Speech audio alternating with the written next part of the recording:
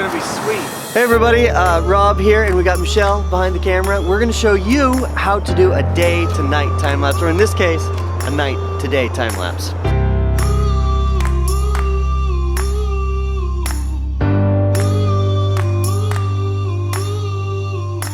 So there's like a whole bunch of things that you could screw up. I'm gonna try to walk you through all the things you need to think about. There's also a few different ways that you can do it. First of all, we're going to look at scouting the location, camera settings, and then finally how to do post-production. First things first, location. Now our goal was to get a nice skyline of the city, kind of like this, and then have it change slowly from night to day, basically from having dark blues up into the day colors. Now I highly suggest you figure out your location before you actually go set up the time lapse. And that's in part because things can get a little bit stressful as you lead up to this imminent sunrise or sunset, and it's just better to have it planned a tad. If time allows, the best thing to do is to drive around the city and find the ideal location. Now, of course, one of the easiest things to do is reach out to other friends, other photographers and filmmakers in the area, see if they've ever done it, got views of the skyline, see what they recommend. But of course, if you can't do that, then you have to do this. And check this out. All you have to do is pull up Google Maps.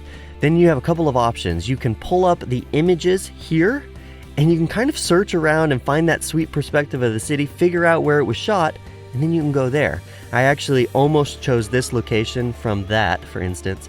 The other way is to click and go into Google Earth View.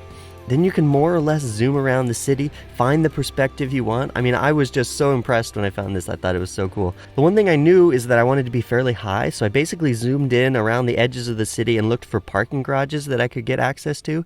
In the end, I found this roof right here to get on.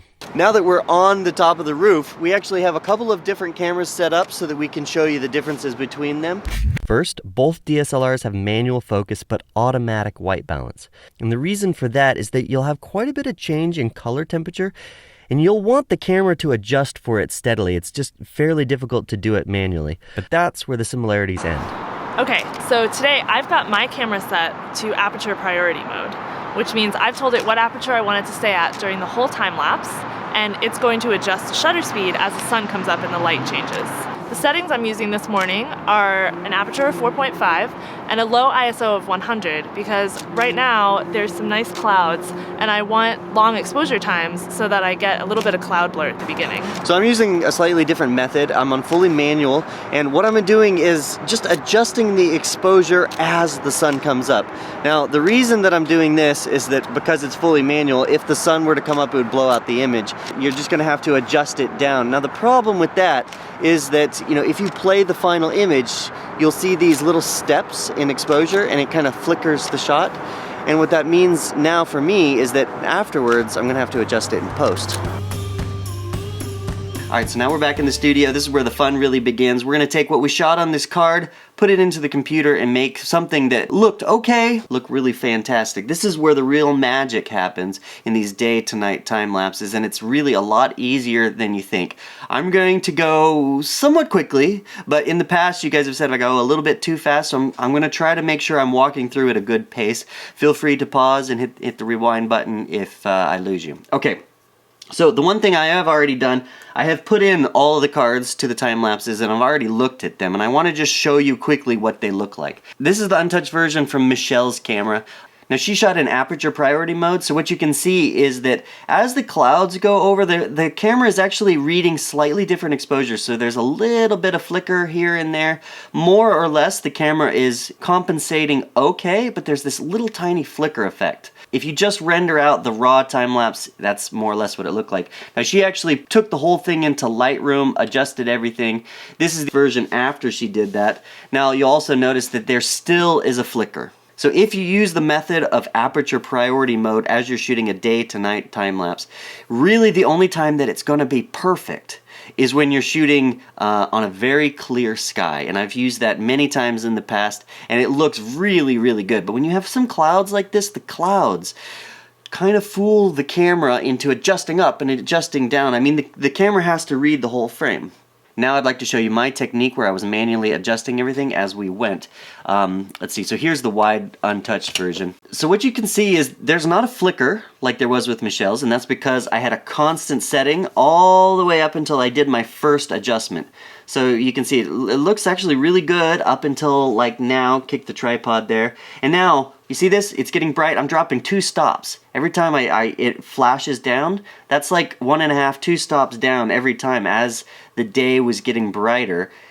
And that's really difficult to fix, just taking it into After Effects and trying to make it look awesome. Now here is the final result, more or less. And what you can see is that there won't be any flicker. I still kick the tripod there, but there's no flickering up and down. And the only way to do that, the only way that's really somewhat easy to do, is to use a program called LRtimelapse.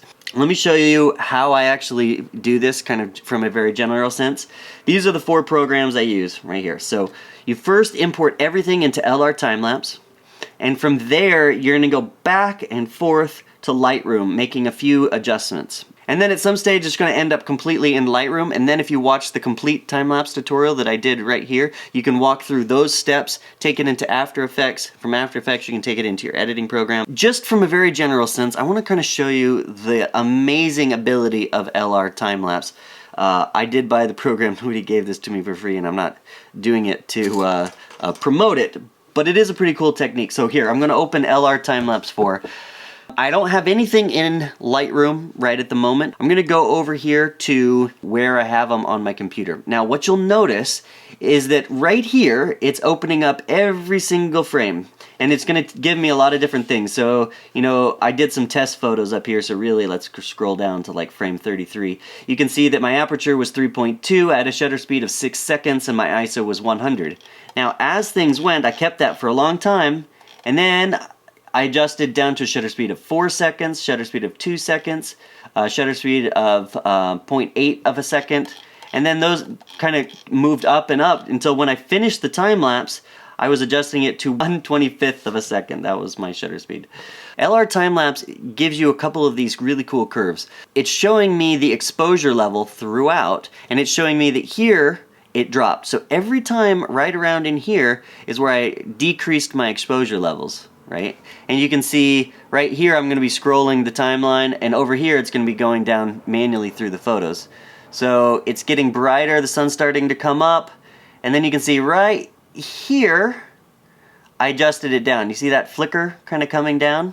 6 seconds, 4 seconds, 2 seconds, and then it just keeps going. This is a really cool technique that you can see these previews. This is all real time of just my raw files with no editing done to them. Here's how LRtimelapse works. You're basically going to open up this visual workflow tab and just work through every single thing that is on here. And to be totally honest with you, if you want to learn LRtimelapse, you should watch this tutorial by the guy who created it. It's a really good tutorial. It's going to take you probably an hour watching the tutorials and kind of wrapping your brain around it, but I'm going to walk you through really quickly right here. Because, you know, if you want to do this technique, it's good to see it a few different times. Okay, so the first thing I'm going to do is hit Keyframe Wizard. What it does is LRtimelapse kind of figures out roughly how many different keyframes you should have. You can adjust it manually up or down. You see these little blue dots, those are your keyframes. Actually, it's quite a lot of keyframes, and I don't necessarily need all of those. For this demonstration, I'm going to drop it down to like, I don't know, 11, and then I'm going to go to the Holy Grail Wizard, and I want to adjust that so that it's more or less kind of even. Everything is kind of like staying level. I'm not going to do too much to it because I think that looks pretty good. Okay, so now I say save. So that's saving all of the metadata. We're going to then take that and we're going to drag it into Lightroom with this button. So first I got to open up Lightroom. Okay, Lightroom's open, I'm in the Library tab, and I also have Grid View clicked. So then, I go back to my LRtimelapse, slide it over a little bit, you know, something like this, and I drag this button up right into Lightroom. And then this is pretty cool, it just basically drags all of these raw files in. Now, for me, one of the things that I'm going to do, just to make things simpler, I'm going to unclick all of the test frames that I shot. Okay, then we'll just import it. Alright, so Lightroom has opened this thing up. It's bringing in the entire sequence. Now, what you're going to do is you're going to go over here to your filters and you're going to only select LRtimelapse 4 keyframes, LRT4 keyframes. You're not actually adjusting the places that you dropped the exposure. You're just adjusting 10 places kind of evenly distributed throughout your timeline, and you're going to kind of make sure that the color is like flowing from one to the next and the exposure is flowing one to the next. You don't have to be matching everything. You're just trying to make it generally all 10 of those look good, and you're going to take that back into LRtimelapse. LRtimelapse magically fixes all the exposure breaks as you're dropping you know, the settings on the camera. So let me just show you a couple of these and then I'll speed it up as we go through. So let's go to the Develop tab. And a lot of people are going to disagree with the way I develop these. I'm going to do it very quickly. First of all, I think it's a little too yellow. For night, I like them to be nice and blue. I look up here at my histogram. I like to keep the histogram somewhat in the middle. The contrast should bump a little bit because it's at night. I actually really quite like the look of high clarity. We don't have to go too high. We'll go somewhere in that range. And then I tab up the vibrancy a little bit. I think the city lights are a little bright, so we'll drop those down. The blacks just kind of come up, yeah, maybe a tad. Shadows could come up a little bit, not too much. We want it to pop because it's nighttime. You know, something like that looks pretty nice. Now, this is the cool thing with LRtimelapse. If you click on the gradient feature, it actually gives you some preset gradients. Now, you'll want to use those because apparently it doesn't work if you don't use those.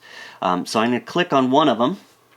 And then what I like to do is I like to kind of change the sky a little bit. We can drag it down. I think the sky is a little bit grayed out for some reason. I want to make sure that it's nice and blue, kind of matching everything else. I like to keep the contrast up on the clouds though, and maybe we do that with a little bit of that, some clarity in the clouds. Okay, that looks pretty good to me. Now what I will do is I will go down here and I'm going to paste them to the next one. So I basically just command on a Mac, click on the next, let's say the next two of them, and then we're going to say sync features. Let's go to the next one just to kind of like see if everything is looking okay. I think I'm going to have to bump up the exposure a little bit. I think the colors are still looking okay. Let's make the sky though still a little bit bluer. Okay, that looks good to me. Let's look at the next one. Wow, that's super rich and bright. Oof, I'll just keep it the way it is for now. Okay, this one's looking good. I think maybe, well, the color is nice. I'm going to copy these features over here though a little bit so we have something to work with so we're not going completely freeform. Okay, so this is where the color started changing. Obviously, when I copied this one over, it's so blue, and it's starting to turn day. So what I'm going to do is we're going to, oops, that's my, yeah, here we go. We're going to like, it's too blue. We'll pull the blue out of it. Oh yeah, and that's actually kind of how it was looking. It was nice and orange, kind of pinkish. And then I'm going to copy those to the next four. Sync those. Yeah, that looks good. This all, oof, I don't know how that, see, it's turning to day. Everything's just getting nice and blue. Holy moly. We gotta up the exposure. Yep, all that looks nice. Oof, I'm not quite sure. Oh, here we go. I gotta copy and paste these things over. Okay, 1, 2, 3. Let's just add that. Sync it. Okay. So this is the magic, really. You can see as things start out dark and night, they turn really deep blue. Things started to turn orangish, and then we've got these just kind of general day shots. I could make these look a little bit nicer, but I don't want to over manipulate things. Okay, so now you're going to basically take them back into LRtimelapse. So the way to do that, let's go back to the library so we're in grid view. We'll select all of these, and then we'll go up to metadata, save metadata to files. Continue. Okay, so then we go, oops, then we go over to our LRtimelapse. Okay, now we just click reload, and that's going to reload these, just the keyframes that we looked at. Okay, now what you'll see is these are the keyframes, and you can see just the little blips, exposures going up and down, and what you'll do is you click auto transition, and it's going to start evening out all of the exposure levels throughout, and this happens pretty quickly. Okay, now we're just going to save the metadata, and then you come down to the next tab. So you see you're just, all you're doing is clicking one to the next in this LRtimelapse. It's really simple. Next one is visual preview, so I'm just going to click it. Now this takes just a second, so I'll speed up through it. Alright, the preview is finished, and we can actually scroll through here and look at it. This pink curve right here is showing the luminance curve, and you can see there's just a little bit of a flicker going up and down as it's playing. It doesn't look too bad right now. Actually, it looks pretty good. But if you want to go one step further there, you can, just to kind of smooth it out one step more. Okay, so let's just do that because that's the process that you go through. You're going to go to Visual Deflicker, and it's going to create a new curve. Now, this green curve, you want to have it follow the trends, and you don't want it to go too much. You kind of want it to continue like the trends. You don't want it to say go to here. It'll smooth out way a lot. And so let's just do just a little bit like that. Probably sounds good. And then apply. Okay, now once it's applied, then we're going to save that. Okay, so let's open up Lightroom. You can see that we have just our keyframes that we've edited here. Let's go ahead and clear those filters to the full sequence. And then what we're going to do is we'll just select the whole thing, Command A, and then we're going to say metadata, read metadata from files. That's bringing all of the metadata that we shot from, or that we changed in LRtimelapse, and bringing it in. So all right, let's read that. And now what it's going to do is it's just going to change the whole sequence. It takes a little bit of time, but not too long. Alright, so we saved the metadata here in LRtimelapse. Now you should know that in the tutorial, Gunther actually goes into File, Render Video, and he'll just render it straight from here, and you can do that. But I like going back the traditional way that I've always done things, and that is opening things up in Lightroom and kind of going from there to After Effects and just continuing that process. Alright, now you just export it like I would in any of my other time-lapse tutorials, which you can see right here. But just for the fun of it, I'm going to continue this and show you how I might go through it. I have everything highlighted here in my grid view. I'm going to go up to File, Export. I'm going to put it into a new folder. And then I'm just going to call it Charlotte B, just to have it a unique name. I like to customize the name in the sequence starting with 1. Now, this is where a lot of people differ. You can actually make them TIFF files, which makes the file size really big. You can do JPEGs and decrease the size.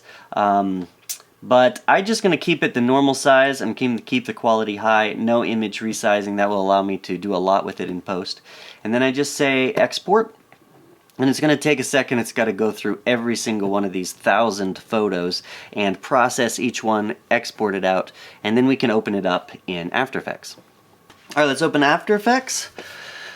Okay, now all you do is you go to File, Import, File, and then we got to go choose our folder. We'll select the first one in that series and hit Open. Alright, so what we're going to do is we're going to create a new composition. I'm just going to render it as 1080, 1920 by 1080. And so that creates it here. Now I can drag in the pictures, and you can see how big they are compared to the composition. So we're probably dealing with like almost a 6K image or something. But we're going to bring it in and we're going to size it down. The nice thing about this is that we could theoretically like size it to something like that. These first frames I didn't capture, by the way, and re-render. But I think I'm just going to show you how it looks completely wide. So why don't I do something like that? So of course in After Effects all you do is go to Composition, Add to Render Queue, render that out, wait a second to let it do its thing. Now with 1,000 photos, this whole process actually does take quite a while. It takes over an hour. I sped through it, of course, just to show you how simple it can be. You can also spend a lot of time in LRtimelapse and in Lightroom, kind of tweaking and getting the perfect shot for each one. I didn't do that here, so you don't need to critique my Lightroom techniques too much. It was really just a quick thing for the video. Now if you're completely new to time-lapses, first I would recommend that you go to this video right here, the complete time-lapse tutorial that I did. It'll walk you through the whole process in a little bit more detail. This is a little bit of an advanced technique because it includes a completely new program, LRtimelapse. I'm actually using LRtimelapse 4 here. I highly recommend it. I must say, I was intimidated at first by LRtimelapse, but it is a really fantastically easy program once you wrap your head around it. And it does take over an hour, maybe hour and a half to wrap your head around what's going on. Once you've figured that out, though, it's really just a simple piece to your time-lapse workflow. And to be totally honest, I'm going to use it on all of my time-lapses, especially when I'm going to be adjusting things through brightening and darkening skies. It's just a really nice tool. So I'm going to leave you with the final time lapse, and I'm going to put it side by side to the untouched raw images that I took at first, so you can see what the difference is and how using this LR time-lapse technique to do your day to night or night to day time lapses is really awesome.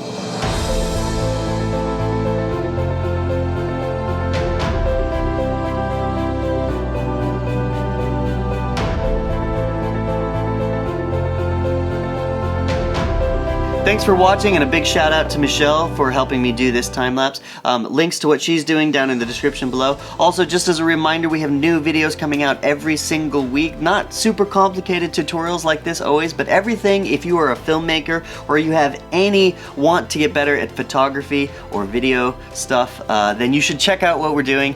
Here is one of my favorite playlists on time lapses, because that's of course why you're watching this video. Check those out. And of course, leave comments down below. I really like hearing what you guys think. We don't really get paid to do this, so that's what keeps us going, keeps us making these videos, and we'll see you in the next one.